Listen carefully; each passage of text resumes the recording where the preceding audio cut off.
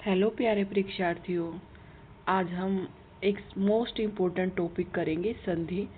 और इसको हम एक पहचान के द्वारा करेंगे ताकि पेपर में हमारा क्वेश्चन गलत ना हो। वैसे तो ये टॉपिक बहुत ज़्यादा डिफ़िकल्ट होता है, लेकिन पहचान के द्वारा हम अपने क्वेश्चन को ठीक कर लेंगे। स्वर संधि संधि जो है 3 प्रकार की होती है: स्वर संधि, व्यंजन संधि और विसर्ग संधि। और स्वर संधि के भी 5 भेद होते हैं: दीर्घ स्वर संधि, गुण स्वर संधि, वृद्धि स्वर संधि, यण स्वर संधि और अयादि स्वर संधि। अब हम इनकी ट्रिक देख लेते हैं कि किस प्रकार से हमें पता चलेगा कि ये संधि का कौन सा भेद है।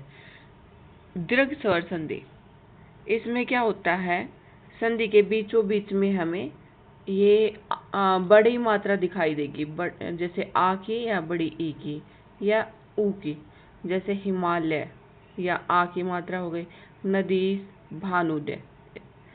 अब देखते हैं हम गुण स्वर संधि। इसमें क्या होता है, इसमें बीचों बीच हमें ए और ओ की मात्रा दिखाई देती है, जैसे उमेश, चंद्रोदय।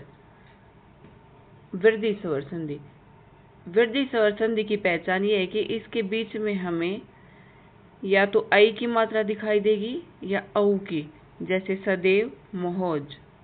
यण स्वर संधि, यण स्वर संधि की पहचान ये है कि इसके बीच में य, व, र और इनसे पहले कोई आधा वर्ण दिखाई देगा, जैसे अत्यधिक, मध्वाचार्य, मात्रादेश। सबसे ज़्यादा पेपर में यण स्वर संधि पूछी जाती है। अब हम देख लेते हैं अयादि स्वर संधि।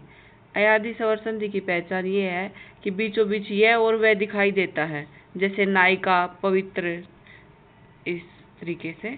अब विसर्ग स्वर संधि देख लेते हैं, जो पेपर में हमें बहुत कंफ्यूज करती है।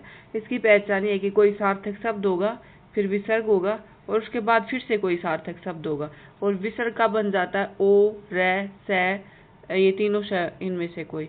जैसे सार्थक शब्द हो गया अपना तपह, तपह, और दूसरा सार्थक शब्द हो गया भूमि, और बीच में जो विसर्ग है इसकी मात्रा बन जाएगी ओ, तपोभूमि।